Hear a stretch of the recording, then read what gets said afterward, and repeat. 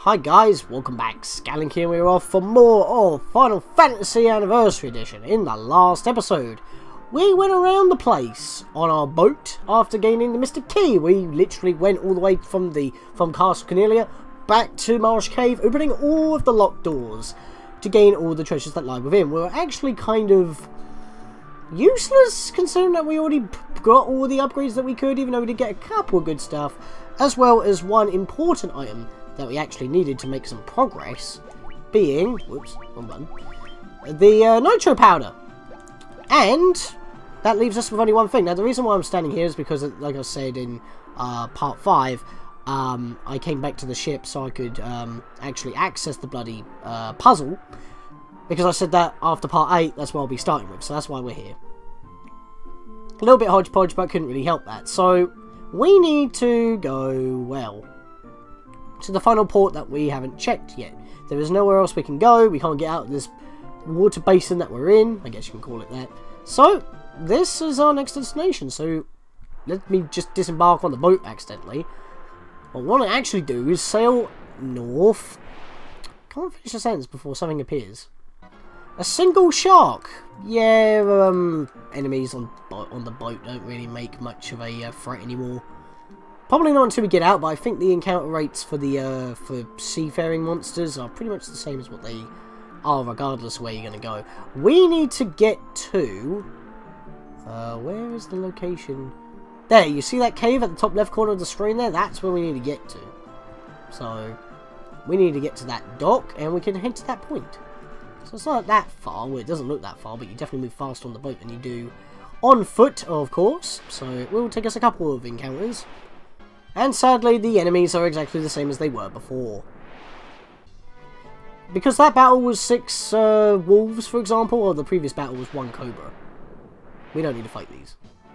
And that was 1 step! Excuse the heck out of me, game. Wow. I was just about to say something, cut me off, and I lost my trail of thought. Welcome to Mount Durgar. Lali-ho. Does a nice little spin. Where crystal eye in the blind can see. I hear a dark elf Astos pilled the one belonging to Matoya. So yeah, if you couldn't figure out what you were supposed to do at that point, that would be the idea. These guys would give you the hint saying, hey, if you're here too early, you might want to go back. Which is probably why the enemies here are the same as what they are surrounding Elfin Castle. So that the difficulty curve isn't too steep. So we've got a nice little bit of money in there, not too shabby. I did not want to leave, that was wrong. I'm looking for some lava stone. It's supposed to be an amazing material that actually floats in the air. That's Soond? Aye, that's Nirik. He's smashing rocks at the back of the cave. I don't know what accent I'm trying to give him, but the text is kind of placed like that. Lali-ho! Doesn't do the jump. I'm going to try and talk to everybody here. When it comes to defense, a good armlet can be every bit as astute as body armor. You should try one out sometime.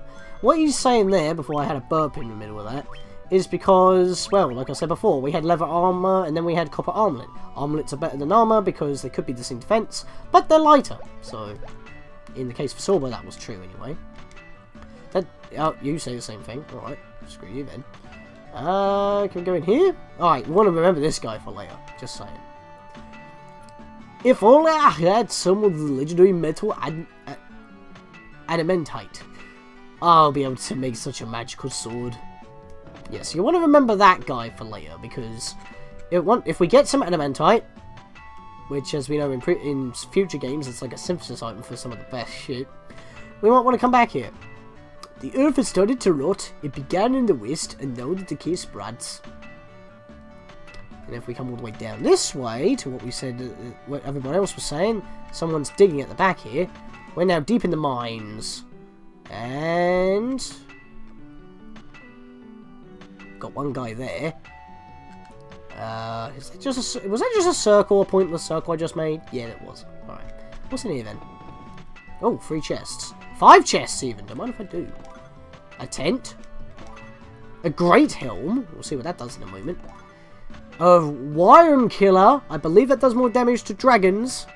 Because Wyrons, yeah. An Ether, which restores magic points. That's helpful. A potion. A Mithril Mail. 575 gil. And a cottage. Now, I'm not too sure if this is actually a locked room that requires the Mystic Key. Possibly, if you came here before you or you got the Mystic Key and you come here, this door would be locked. Maybe? I'm not entirely too sure. But, because like I said, once you get the Mystic Key, you'll go back to all the places you've been to before. But anywhere afterwards, you wouldn't know if you need the Mystic Key or not, because you would have to have the Mystic Key in order to progress further. In this case, maybe that this is a Mystic Key door, but once we go onwards, that's all new stuff that we needed the Nitro Powder for. So, yeah, that's kind of confusing for me. But yeah, we got some new stuff. So let's go have a look here. Wyron Killer. A thief can equip that. That's good. Alright, so let's go look at Zest first. It is literally a 1 point difference. It's literally 1 point difference. Everything else stays the same. However, that the Rune Blade is effective against spellcasters, the Wyron Killer is more effective against dragons. So, that 1 point is very negligible. It's basically what you're going to go against more often. Are you going against more magic casters? Are you going to go against more dragons? That's kind of a thing. So, keep that in mind when you're making your decisions. Helm, great helm, just better equip it. Mail and Mithril Mail, it's actually weaker than Iron Armor. Interesting. Actually, who can equip Mithril Mail? Ninjas and ninjas. Oh no, only ninjas can. Oh, okay, not thieves. That's actually annoying. So that means that's going to be something we're going to be selling. Wyron Killer's actually better than the Falchion. So now we benefit both. We both benefit from those attacks, and the Falchion that we had for a very short time is now completely obsolete. Welp. Well, I guess if it wasn't, if you had a different character, like a monk slash, yeah, I guess a monk. I was trying to think of a different name for it, but I don't think there is. So yeah, that's cool. Is there anything I can do here? Before knife? No. Okay, I think that was all the equipment I could use. Yeah, that's fine. Let's go down here. It's a dead end, but we go to this guy. Nitro Powder! The explosive force on this powder will hammer canal open in no time flat. I owe ya, kids. So yeah, this dude wants the Nitro Powder, which for some reason only the Castle Cornelia has it. Okay. So we just wait here. I don't know why the game has to split us up, but what's very funny to me is that he puts it here inside the cave, right? I mean, okay, granted, it might go underwater, but okay. There we are. Now we can blow this rock to smithereens. What are you standing around for? The powder's about to blow. Unless you plan on going with it, you better get out while you can. Whoops. Let's friggin' dash a Rooney then. And there we go. Goes off.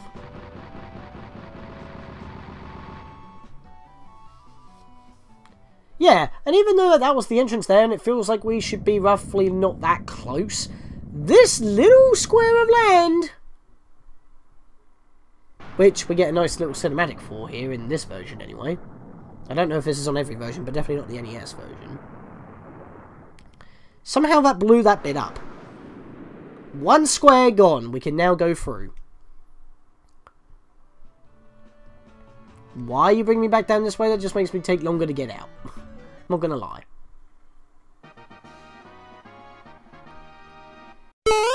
You defeated Rock, you get no money for it. Great job. I cannot wait to see what lies out there in that canal. It's not really a canal, my friend. It's basically the rest of the sea. Have you looked at your map? But yeah, literally no change here. It's just there for cutscene purposes. So yeah, he goes around that way, but I don't think he's actually there, which is kind of strange. So I'm just going to bolt a Rooney this way. Leave, of course. And in order to take benefit from that, we got to get back to the ship. So if I get into another random encounter, which I know I am, I'm just going to cut.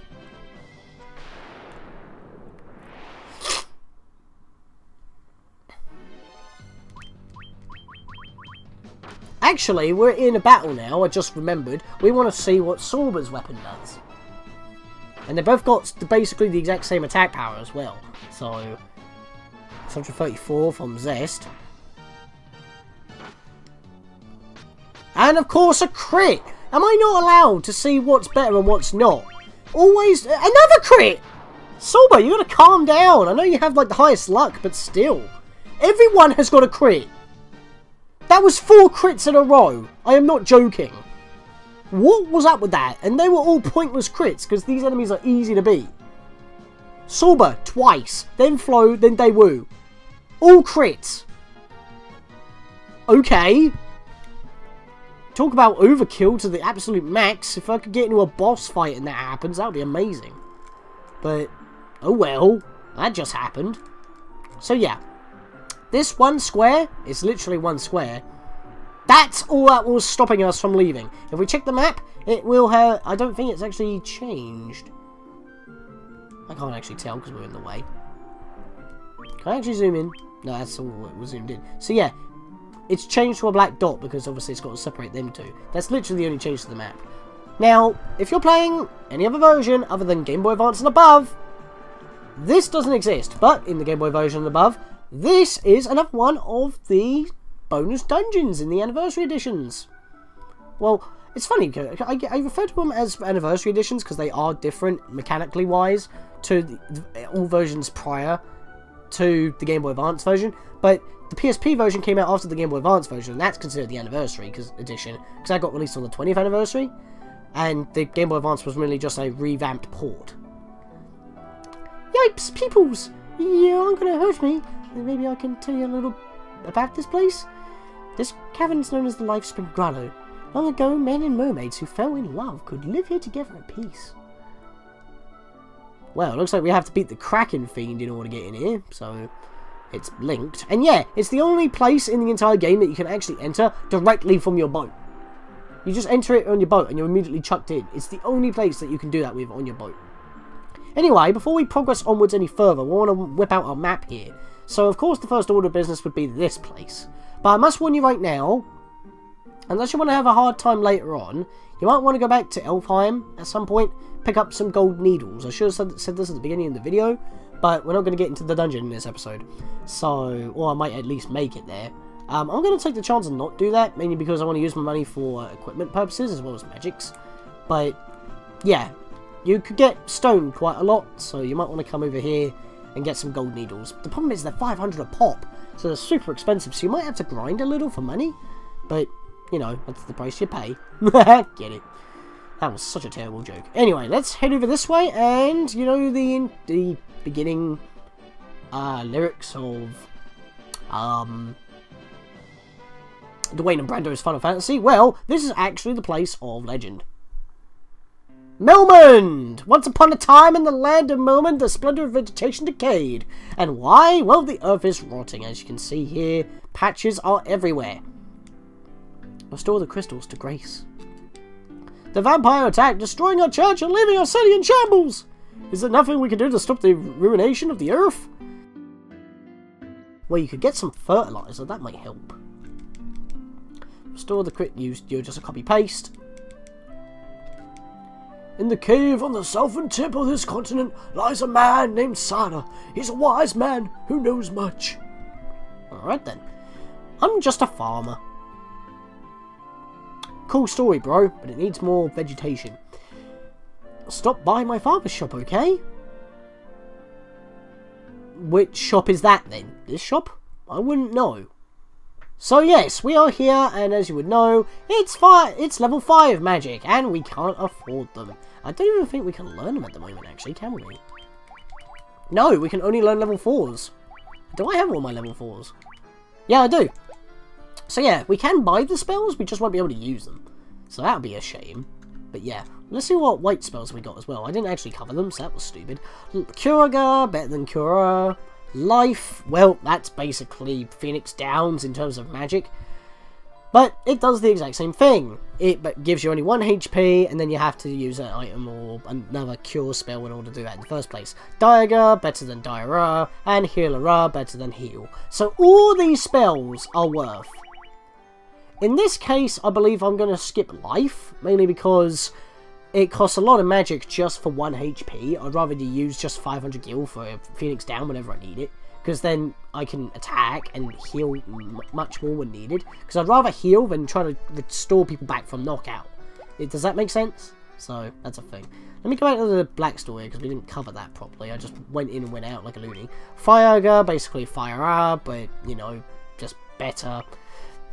Costs more, of course, but does more damage. Scourge instantly kills all foes, but it has a very slight chance on working. But, of course, because you're targeting multiple enemies, it should take at least one of them out. Teleport transports party to the previous floor, so it's not exactly an escape rope in terms of Pokemon, but it can take you 1 floor at a time per cast. So, if you are on the first dungeon, first floor of the dungeon, you can use it to get out, I believe, but that's a thing. And slow rub, basically slow, but instead of targeting all enemies, it just targets the one with concentrated effect. Just basically with a higher chance of actually working. But yeah, you can't afford any of them right now, and we can't do anything right now. Can I check these? You see a gravestone. Yep. None of them are Link here. We've had that already. God damn it. So let's go into this store then. Hello. Crosshair, a staff topped with an iron ring. That's useless to us. Saber, useless to us. Longsword is actually helpful. It's a 2010. How decent would that actually be? Because we've got the rune blade right now. I'm gonna... Well, I can't check it, can I? I've got to bloody remove it, haven't I? No, wrong buttons all the time. There we go. Wait. What's his damage? How can I check that? How do I check its damage? I don't know. I do not know. Okay. Let's see. That is not a... That is an 18 plus. That's an 18 plus. I don't think I need the 20 plus then. That's very annoying that I'm not actually able to check that. I guess I could do it this way. Just de-equip it. Yeah, just completely remove it like that. Then go to sell and check it that. No, because that would sell it, wouldn't it? Let me try it with the factory on.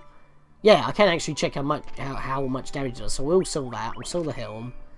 And I'll sell the mithril mail because that's all useless to me. Max is barking. Yeah, 1815. So I should have just done that to begin with. I'm sorry if that was very confusing. I didn't know how to check its raw damage, not including my stats. So that was the problem there. But yeah, the rune blade is an 18 plus. The wine killer is a 19 plus because it was 1 damage higher than it.